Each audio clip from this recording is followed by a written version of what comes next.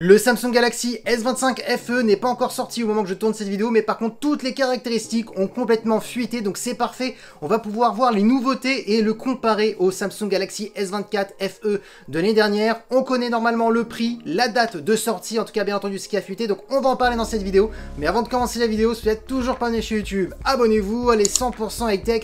N'oubliez pas d'activer la petite cloche de notification pour être notifié lorsque je publie une vidéo, et bien entendu mes autres réseaux sociaux, c'est-à-dire Instagram et TikTok. Et si vous souhaitez faire des bons plans sur des smartphones, écouteurs, casques et plein d'autres produits high-tech, n'oubliez pas d'aller sur mon site lorenzo-tech.fr qui se trouve directement en bas dans la description. Alors on va commencer par le design, mais on va parler très rapidement du design parce qu'il n'y a pas eu énormément de fuite concernant le design de ce Samsung Galaxy S25 FE. Maintenant ce qu'on sait c'est que le design ne devrait pas énormément changer comparé au S24 FE, juste bien entendu au niveau du dos, au niveau des capteurs photo, ça devrait énormément se rapprocher du S25, donc voilà pour les petites fuites en termes de design. Par contre maintenant on va s'intéresser à l'écran parce que là oui, pratiquement tout a fuité. On devrait avoir une diagonale de 6,7 pouces avec du Full HD+, accompagné par une technologie d'écran AMOLED et surtout du 100 Hz. Donc là, il n'y a rien qui change comparé à l'année dernière, on a les mêmes specs.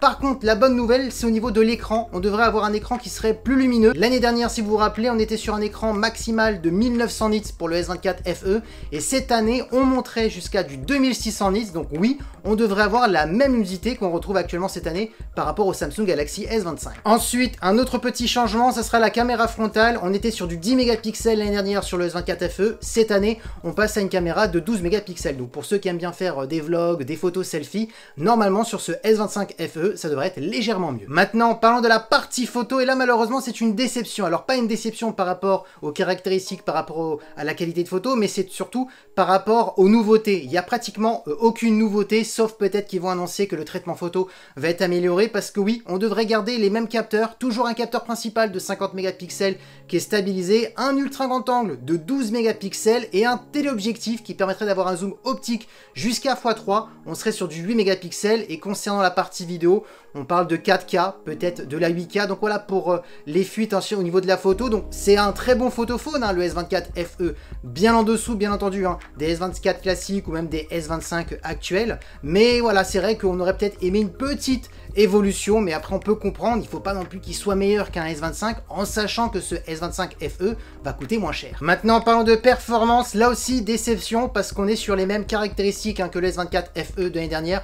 Je pense que Samsung fait exprès un petit peu pour essayer de baisser le prix de ce smartphone, surtout que oui, on parle de prix à la fin de vidéo, mais normalement il devrait coûter moins cher par rapport au S24 FE de l'année dernière, donc on fait du recyclage sur les performances, toujours 8 Go de RAM, accompagné du processeur maison Exynos 2400, on parle entre l'Exynos 2400 ou 2400E, c'est ce qui a le plus fuité. Ensuite, en termes de stockage, on devrait être entre 128 et 256 Go, donc seulement deux versions. Et au niveau de la batterie, par contre, la bonne nouvelle, il y a du changement. On oublierait la batterie de 4700 mAh de l'année dernière sur le S24 FE et on passerait sur du 4900. Donc voilà, une petite augmentation de 15 à 20% au niveau de la batterie, donc ça reste toujours ça à prendre. Et en plus de la recharge rapide de 45 watts, où là on était sur du 25 watts l'année dernière. Donc ça, c'est vraiment les deux grosses nouveautés sur ce S25 FE. Et oui, maintenant on parle de prix. Alors, de prix qui ont fuité, rien n'est officiel pour l'instant. Normalement, ce S25 FE devrait être annoncé au tarif de 679 € pour la version 128 Go et pourrait monter jusqu'à 719 € pour la version 256 Go. Donc on serait quand même sur un prix légèrement inférieur, parce que oui, si vous vous rappelez, on était à 750 € pour le S24 FE au début du lancement. Alors qu'est-ce qu'il faut penser de ce Samsung Galaxy S25 FE si vraiment toutes ces caractéristiques s'avèrent vraies? Ça reste un bon début du haut de gamme, bien entendu, chez Samsung. Bon, c'est vrai, pour ceux qui ont déjà un S24 FE, non, ça ne vaut pas vraiment le coup de changer. D'ailleurs, je vous le dis souvent, mais il faut garder son smartphone 4 ans, 5 ans. Maintenant, il n'y a plus de grande innovation chez n'importe qui. Et là, on le voit bien encore. Alors, même si c'est vrai que c'est le début du haut de gamme et c'est pas là où on va avoir les nouveautés chaque année, c'est plutôt sur les smartphones bien plus premium. Maintenant, si vous voulez retenir les grandes nouveautés cette année sur ce S25 FE comparé au S24 FE de l'année dernière, c'est la luminosité de l'écran qui passe de 1900 nits à 2600 nits, une plus grosse batterie de 4700 mAh qui passe à 4900 mAh, en plus bien entendu hein, avec une recharge plus rapide de 45 watts, donc ça corrige les petits soucis que certaines personnes disaient, ah dommage, la batterie est un petit peu mauvaise, donc là ça rajoute un petit peu, ça peaufine. Souvent les gens disent, ah 25 watts c'est un peu trop lent, bah là aussi on peaufine, on passe à du 45 watts.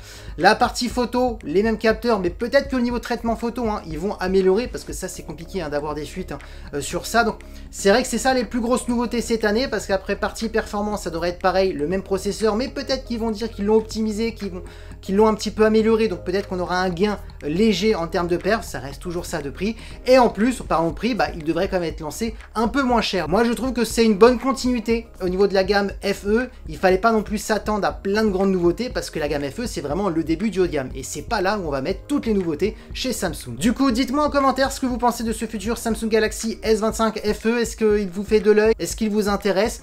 En tout cas, s'il vous intéresse, au moment de sa sortie, il sera disponible bien entendu sur mon site internet, hein, lorenzo-tech.fr, hein, donc ça, vous n'hésitez pas à aller voir mon site hein, qui est en bas dans la description avec plein d'autres produits, hein, pas que du Samsung.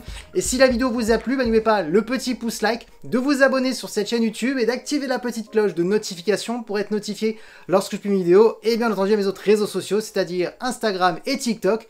Et sur ce, on se dit à très bientôt. C'était Lorenzo High Tech. Ciao!